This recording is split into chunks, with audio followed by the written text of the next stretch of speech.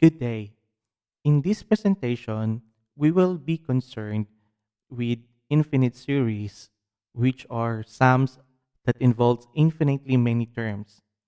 Infinite series plays a fundamental role in both mathematics and science as they are used to approximate trigonometric functions and logarithms, to solve differential equations, to evaluate difficult integrals, to create new functions, and to construct mathematical models of physical laws.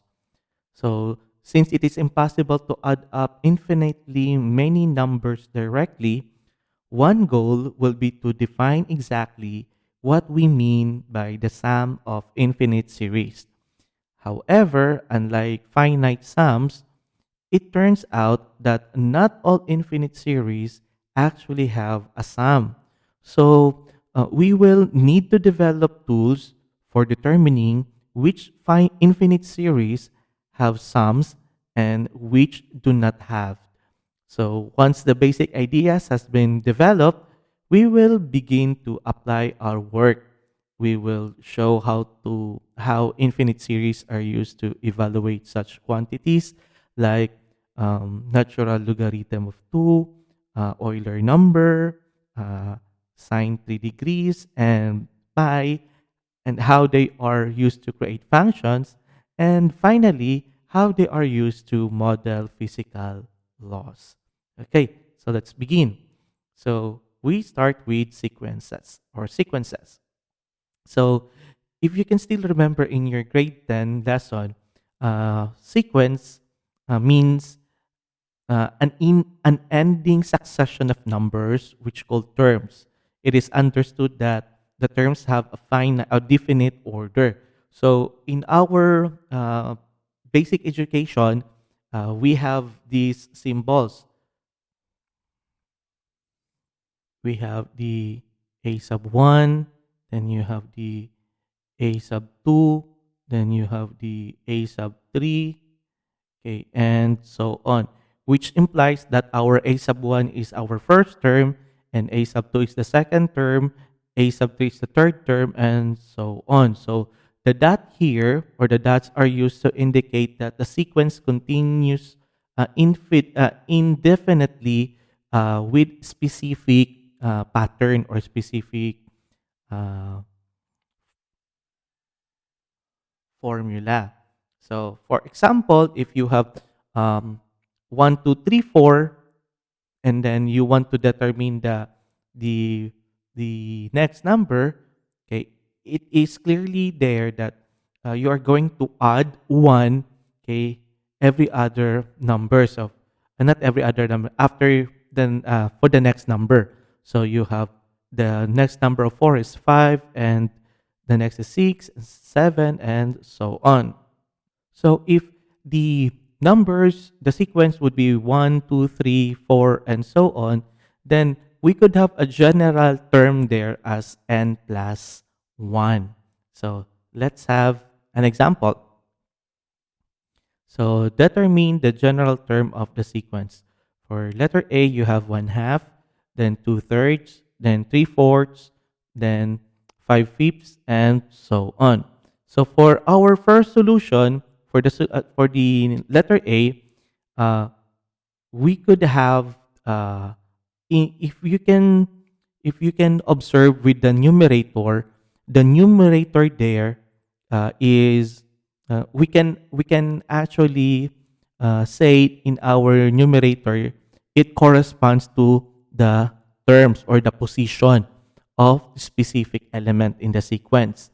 And then if you could also notice with the denominator, uh, the the denominator is actually uh, the numerator plus 1. So in other words, we could have the term there for our letter A. Okay, for our letter A, if we have 1/2 and then 2/3, and then you have 3/4, and then you have 4/5, and so on, we could say that the general term for this sequence would be n over n plus 1. So we are just going to look for the pattern. Okay, that's for letter A. For letter B, as we can observe with our letter B, the numerator is constant. In other words, we could say that the numerator is 1 because all throughout the sequence, the numerator is 1. However, we are going to look for the pattern in the denominator. So as you can see here, our denominator for letter B is 2, and then 4, then 8, then 16. So, what would be the number that we could multiply so that the answer is 4? So, you have 2 times 2 or 4 times 1, or you have negative 2 times negative 2, then negative 1 times negative 4. And, that would be the possible the possible factors. However, if we are going to look for the next term, which is the denominator is 8, okay, clearly there, we could say that from 2 to 4 to 8 to 16, we have a base of 2. So, 2 raised to 1 is 2, 2 raised to 2 is 4, 2 raised to 3 is 8, 2 raised to 4 is 16. So, the pattern that we can generate for letter B, so for letter B, okay, so you have 1 half, 1 fourth, then you have 1 eighth, and then 1 over 16, and so on. The general term that we could the general term that we could have here would be 1 over 2 raised to n, where our n is our number of the position in the sequence. Okay, for letter C, we can observe in our letter C that there is now there is an alternating sign. So the first term is positive, the second term is negative, and then the third is positive, then the fourth is negative, and so on. So it means to say, using this pattern, we could now say that the fifth number would be a positive. So this sequence is actually, if you can notice, this is identical to our first example. But in this case, there is an alternating signs. So the nth term on the sequence can be obtained by multiplying the nth term in the multiplying the nth term with the part in our first example. So what would be our product that we could multiply in our first example so that there would be an alternating? So the the factor that we could uh, the factor that we could use so that there would be an alternating numbers would be negative 1 raised to n plus 1. Okay, because if negative 1 and then raised to n plus 1, if the answer if we have uh, n of 1, then 1 plus 1 is 2, then negative 1 raised to 2 is positive 1. So that would be our factor. So in other words, for letter C, we could have 1 half, then negative 2 over 3, then 3 fourths, then negative 4 over 5, and so on, which could have the general term of our general term for our first example. So you have uh, n over n plus 1. However, we are going to multiply this one by our factor that makes this one alternating sign, which is 1, negative 1 rather, raised to n plus 1. So this would be our general term. Okay. For letter D, so here for letter D, we could have a 1, 3, 5, 7, and so on. So clearly, this is an arithmetic sequence with the difference of 2. So using the concept that we have learned in our grade 10, then for letter D, we could have 1, 3, 5, 7, and so on, which would have the general term of 2n minus 1. So this would be our general term in the sequence. Okay, so let's proceed to the next. So clearly, we could say that the sequence is a function whose domain is a set of integers. So uh, to clearly understand also to minimize the way that we are going to illustrate the pattern or illustrate the sequence, we are going to use the brace notation. So for the brace notation, we could have, for example, in our first example, in the previous slide, we have 1/2, then 2/3, then you have 3/4, then you have 4/5, which is actually with a general term of n plus over n plus 1. Okay, now to illustrate this one, because it's too long that we are going to write this way. Okay, to illustrate or to shorten the sequence in writing the sequence, we are going to use the brace notation. So in this case, the brace notation of this sequence would be this one. Okay, we are going to enclose it in a brace, and then you have n over n plus 1. Okay, starting from 1 up to positive infinity. So that would be our brace notation. So we have here that our n is starting from 1 and then going to infinity, because that is our sequence. So for the second example, you have 1 over 2, then you have 1/4, then you have 1/8, then you have 1 over 16, and so on, which would have a general term of 1 over 2 raised to n. So if we are going to write this one in our brace notation, we could have this one. So you have 1 over 2 raised to n, okay, starting from n, starting from 1 up to positive infinity. Okay, so another example for our third one, you have 1/2,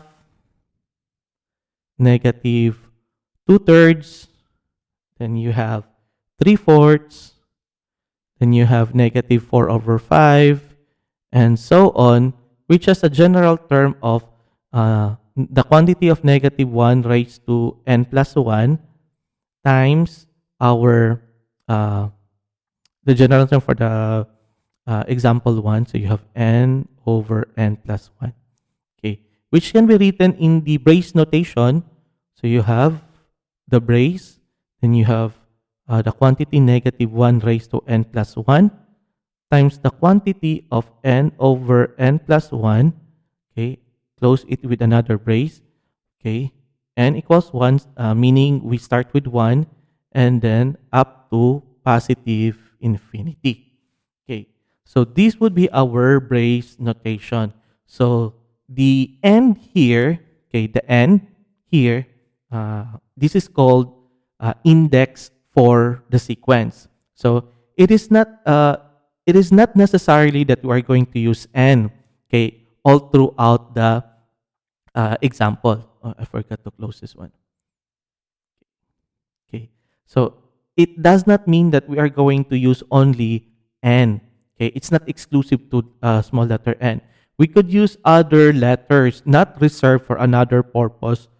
Okay, of the mathematics world. So, for example, we might view the general term of the sequence as a sub 1, a sub 2, a sub 3, and so on to the kth term In this case, we would denote the sequence as uh, a sub k from 1 to positive infinity. So if our sequence would be you have a sub 1, then you have a sub 2, then you have a sub 3, and so on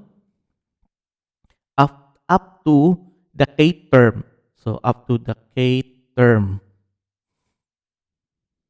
We could actually write this one in brace notation as you have the quantity, okay, with a brace, a sub n, close it with the brace again, okay, use not n, it should be k. So this is k from the k start with 1 up to positive infinity. Okay, so moreover, it is also not necessarily that we start our index with 1. Sometimes it is more convenient to start with 0. Okay, for example, if you have the sequence, we have the sequence of 1, then you have 1 half, then you have 1 fourth, then you have 1 over 8, and so on. So in this case, okay, our breaks notation, okay, uh, in this case we could write the general term here as you have 1 over 2 raised to n minus 1. However, this general term, okay, the general term 1 over 2 raised to n minus 1 can also be written as 1 over 2 raised to n. Okay. And then we could have also this one. Okay. If we are going to write this one into uh, brace notation, we are going to enclose this one with a brace. Okay. And our n here will start with 0. Okay. Up to positive infinity. So this uh, okay, this brace notation,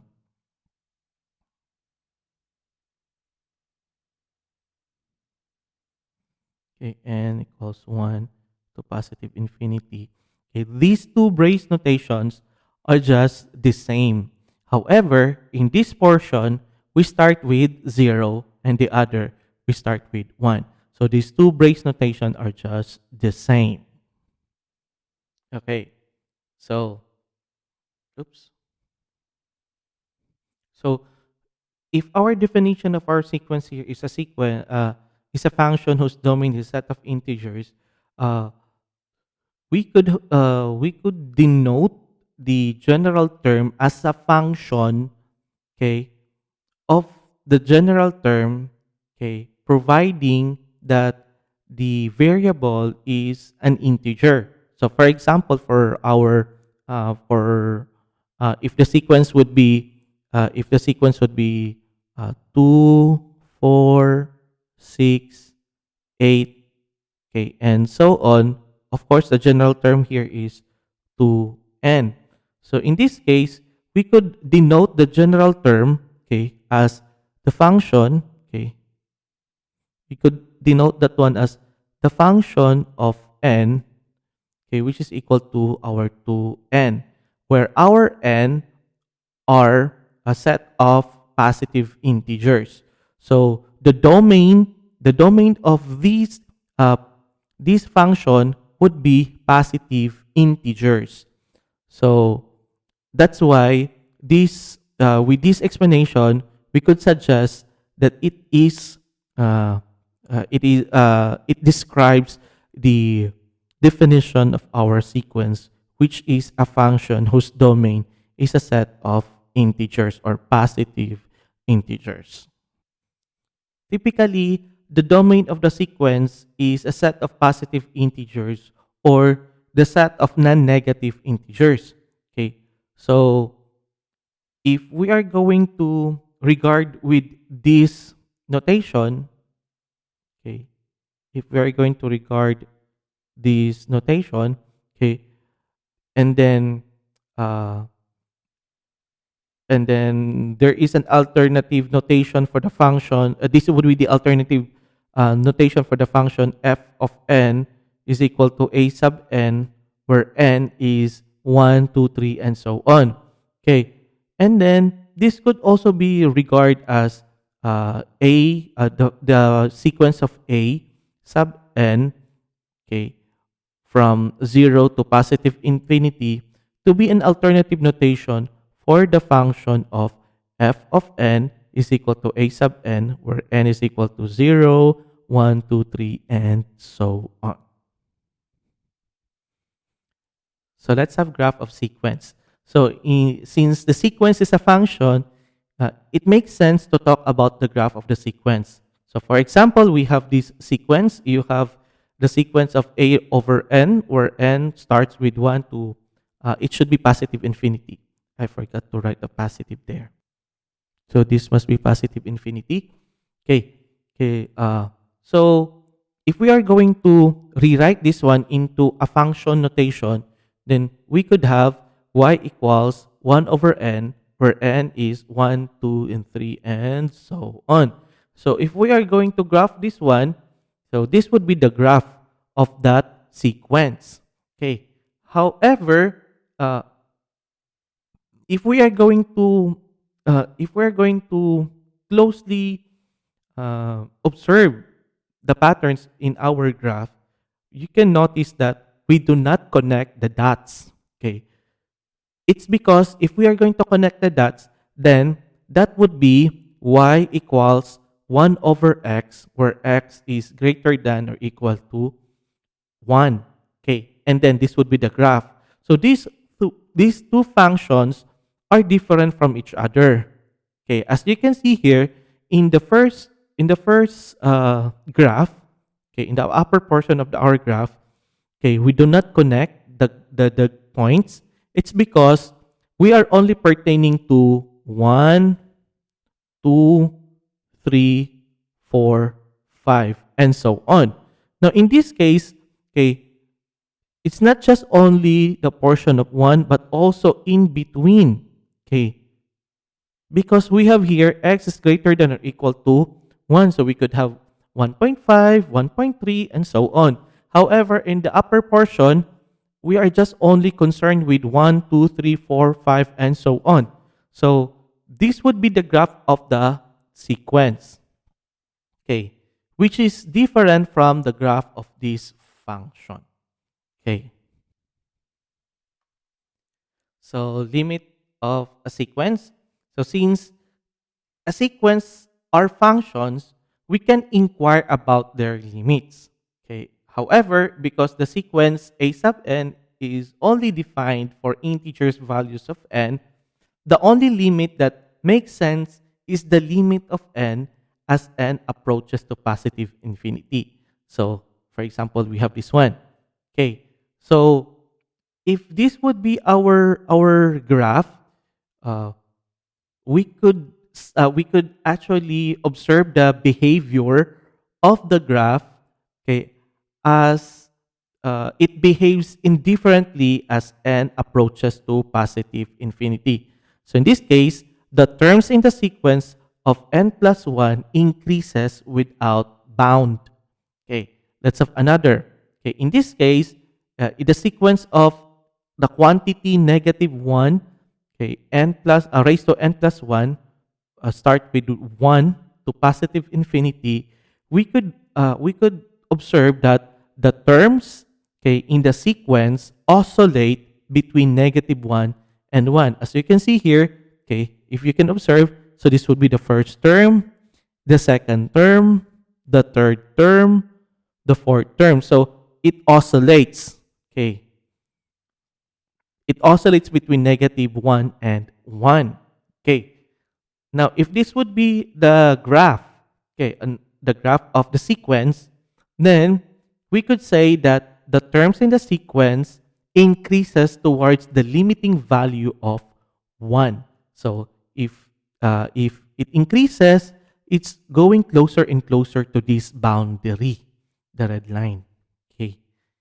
And then if this would be the graph of the sequence, we could have the terms in the sequence also tends towards the limiting value of 1, but do so in an oscillatory fashion. So this is just similar to the second example, but in this case, it is limiting to 1. But of course, as we can observe with the patterns of the sequence, it is also oscillating. Okay. So, informally speaking, the limit of the sequence is intended to describe how the sequence behave as n approaches to to positive infinity. Okay, so to be more specific, we will say that a sequence approaches to limit L if the terms in the sequence eventually become arbitrarily close to L. So, geographically speaking, okay, this would be this graph, as we can see here in the presentation, means that for any positive number, okay, epsilon, there is a point in the sequence which after which all terms lie between the lines of y equals L minus epsilon and y equals L plus epsilon. So this would be the description. Okay. So if that would be the case, then we could have, okay, a definition that a sequence is said to be converged to the limit L if given any epsilon, okay, any number greater than 0, there is a positive integer n such that the absolute value of the sequence minus L is less than the number for the number of terms greater than or equal to n. In this case, we could write that the limit of the sequence as n approaches to positive infinity, okay, that's a positive infinity, is equal to n.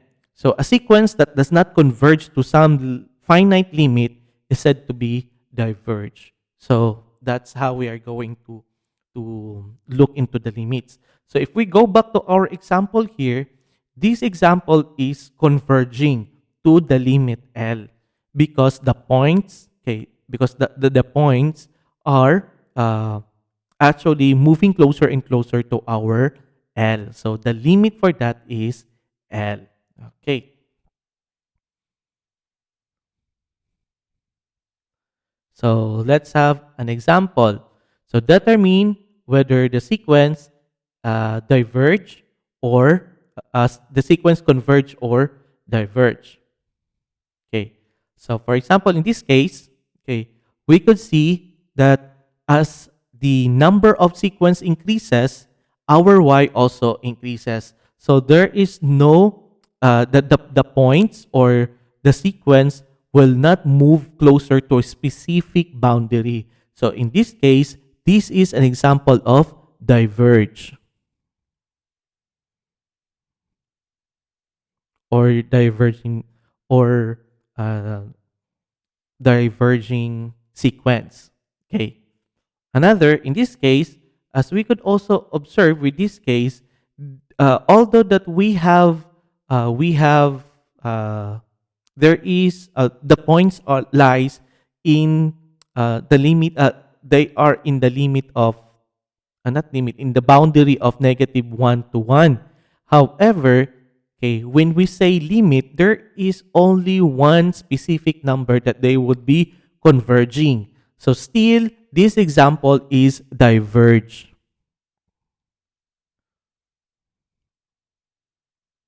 Because we have two limits here. Okay.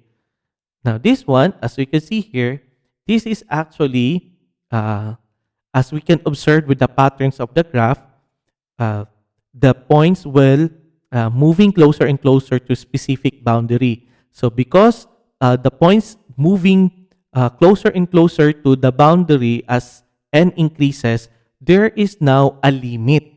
So since there is now a limit for this, Therefore, this is an example of converge. Okay. This is converge because the behavior of the points will move closer and closer to specific boundary. Okay, to be exact, we could write this one as the limit of n over n plus 1 as n approaches to positive infinity is equal to 1. Because as we could see here, the points will move closer and closer to 1. So that is the limit of the given sequence. Okay, so let's have another example.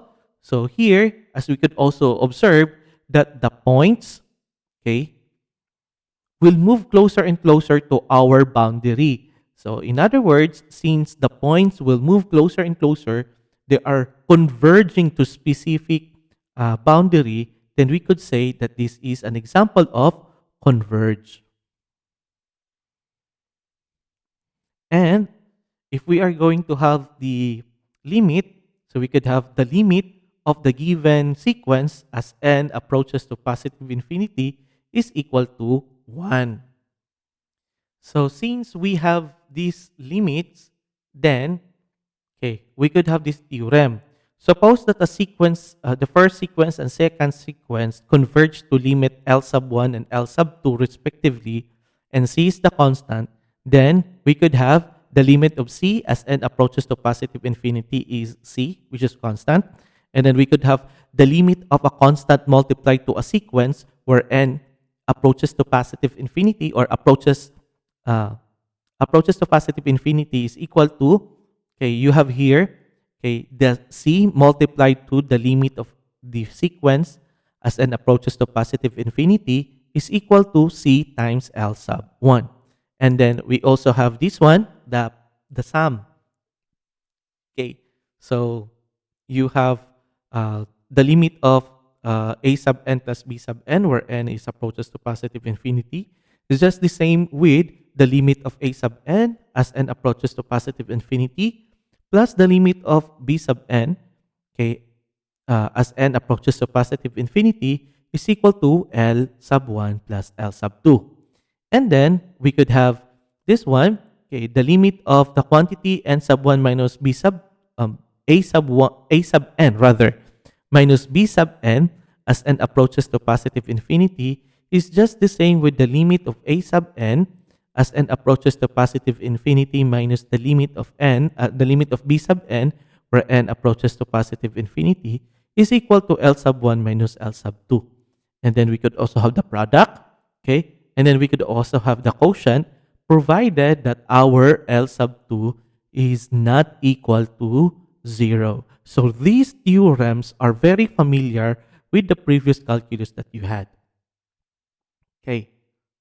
So another theorem here, if the function of x approaches to L as x approaches to positive infinity, then the f of n or the function of n, okay, approaches to L as n approaches to positive infinity. So this would be the graph. So if the function of if the function of x approaches to L, okay, from the right, then the function of n approaches to L from as n approaches to positive infinity. However, the converse of this statement is not true. Okay, that is, one cannot infer that the function of x approaches to L from as x approaches to positive infinity from the fact that the function of n the function when approaches to L as n approaches to positive infinity. So this would be the case. So that's why, as we can see here, okay, it's oscillating. So since it's oscillating, then the converse of the given theorem is not true. Okay. So let's have, okay, example, determine whether the sequence converge or diverge. Okay. For for this example, if you can observe, okay, n over n 2n plus 1 from 1 to positive infinity, okay, we could write this one as limits. We could write this one as the limit. So here we could have, Okay, the limit of the quantity 2, not 2, n over 2n plus 1 as n approaches to positive infinity. So in this case, uh, we could divide the numerator and denominator by n. So if we are going to divide the numerator and denominator by n, then we could have uh, the limit of 1 over 2 plus 1 over n as n approaches to positive infinity. Okay, if this would be the case, then we could have the limit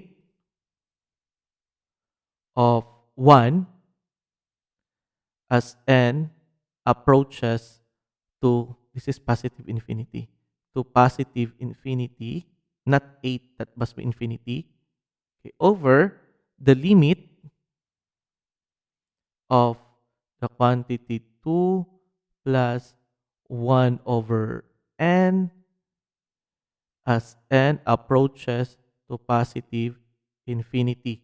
Okay, which is just also the same as the limit of, okay, the limit of 1, okay, as n approaches to positive infinity over the limit of 2 as n approaches to positive infinity plus the limit of 1 over n as n approaches to positive infinity. It must be positive infinity. So in this case, we could write this one as, okay, the limit of constant is a constant. So you have 1 over the limit of constant, which is 2, plus 0, which is equal to 1 half. So in this case, okay, we could say that this is an example of converged sequence because there is a limit of 1 half. So thus the sequence converges to 1 half. So this is converge sequence.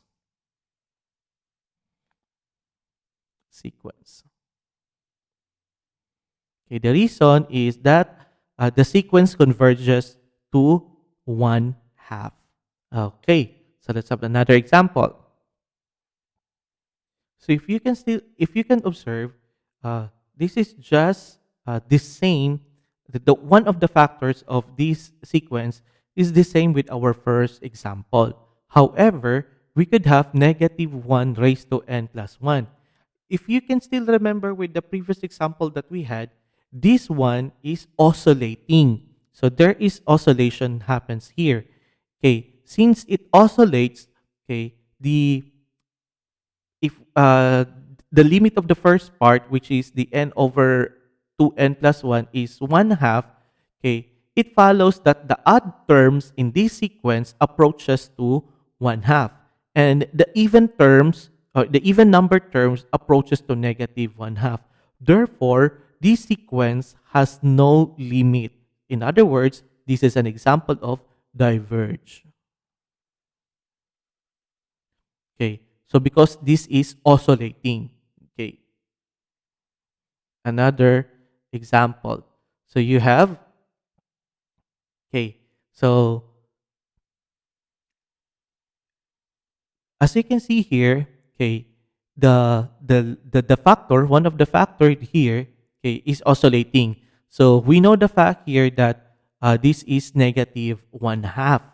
Okay. However, okay, if we are going to write this one into into a limit, if we're going to write this one in limit, so you have the limit of uh, the quantity negative 1 raised to n plus 1, okay, times 1 over n, okay, as n approaches to positive infinity. Now, clearly, on this portion, we could have the value here is 0. Okay, so any number multiplied by 0 is equal to 0. So in other words, this function, not this sequence, has the limit of 0. So in this case, this limit, okay, this sequence is converge. This is converged because there is a limit. The points will approach to 0. Okay. So let's have another example. So you have here, okay, 8 minus 2n. Okay. So if this would be the case, we could have the limit for this one. Okay. Clearly, the limit for this one, you have 8 minus 2n as n approaches to positive infinity. So in this case, you have the limit of 8 as n approaches to positive infinity, okay, minus the limit of, okay, 2n, ganito na lang, 2 times the limit of n as n approaches to positive infinity. So you have here, clearly, because of the presence of this term, because of the presence of this, it is, okay, approaches to negative infinity. Therefore, because it approaches to negative infinity, this is an example of diverged sequence. Okay, so that's it.